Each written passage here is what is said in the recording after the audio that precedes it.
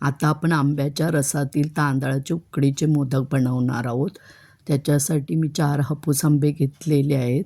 साईडने असं कट करून घ्या आणि त्याचा गर काढून घ्या छानपैकी. मी तर सुरीने काढला आहे, तुम्ही कशानेही काढू शकता. आता हा गर मिक्सरमध्ये टाकून छानपैकी बारीक पेस्ट करून घ्यायची आहे. बघू शकता तुम्ही छान झालेलं आहे. आता आपण मोदकाचं सारण बनवून घेणार आहोत. मी ते 2 चमचे खसखस घेतलेली आहे. ती बारीक गॅसवर छानपैकी 1 मिनिट भाजून घ्यायची आहे. ती काढून घेऊया आणि त्याच्यातच मी आता 2 कप ओल्या नारळाचं चव घेतलेलं आहे. त्याच्यातच 2 चमचे तूप घालायचं आणि छानपैकी बारीक गॅसवर 1 मिनिट परतवून घ्यायचं आहे. आणि आता ह्याच्यामध्ये अर्धा कप आपण आंब्याचा रस घालणार आहोत, जो आपण मगाशी केला होता. तो पण छान मिक्स करून घ्या. बघा, कलर न घालता किती सुंदर कलर आलेला आहे याला, बघू शकता. 1 कप गूळ घातलेला आहे, तो मिक्स करून घेऊया. त्याला पाणी सुटेल. त्याच्यातच मगाशी भाजलेली खसखस घालायची आणि 1 छोटा चमचा वेलची आणि जायफळची पूड घालायची आहे. तर हे पाणी छानपैकी हलवत हलवत आटवून घ्यायचं आहे. आता आपलं पाणी आटलेलं आहे, गुळाचं सारण तयार आहे. गॅसवर भांडं ठेवलेलं आहे, त्याच्यात 1 कप पाणी घातलेलं आहे आणि 1 कप आंब्याचा रस घालायचा आहे. 1 चमचा तूप घालायचं आहे आणि पाव चमचा मीठ घालायचं आहे. पाव चमचा मीठ घाला, छानपैकी ढवळून घ्यायचं आहे आणि उकळी आली की लगेच तांदळाचं पीठ 2 कप घालायचं आहे आणि सतत हलवत राहायचं, जेणेकरून गुठळ्या होऊ नयेत. तर आता हे आपलं पीठ छानपैकी तयार झालेलं आहे. 10 मिनिट झाकण लावून ठेवून देऊया.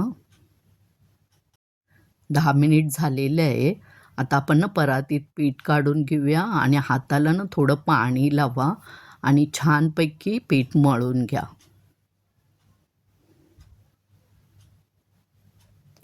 आता मी तिथे 1 चमचा तूप घेतलेलं आहे, ते लावूनही थोडंसं पीठ मळून घ्यायचं आहे.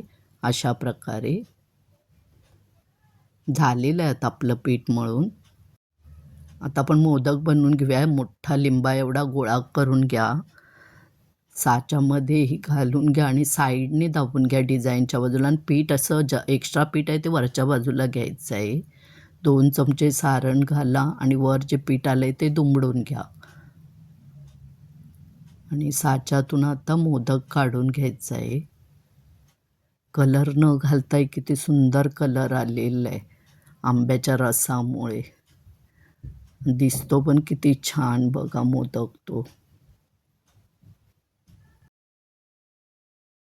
आमच्या कुंडीतनं हळदीची पानं आहेत. हीच पानं मी आता मोदक उकडण्यासाठी चाळणीमध्ये घातलेली आहेत.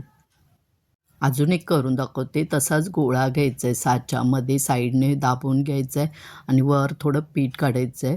फक्त एवढंच की हाताला जर चिकटत असेल तर पाणी लावून घ्या आणि मग प्रेस करा.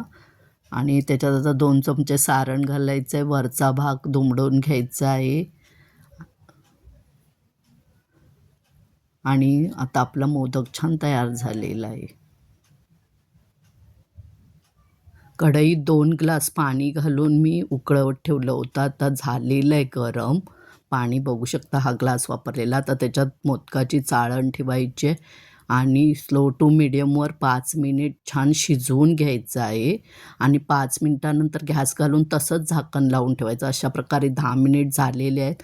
काढून घ्यायचा. इतका त्याचा सुगंध हळदीच्या पानाचा आणि मोदकाचा येतो ना.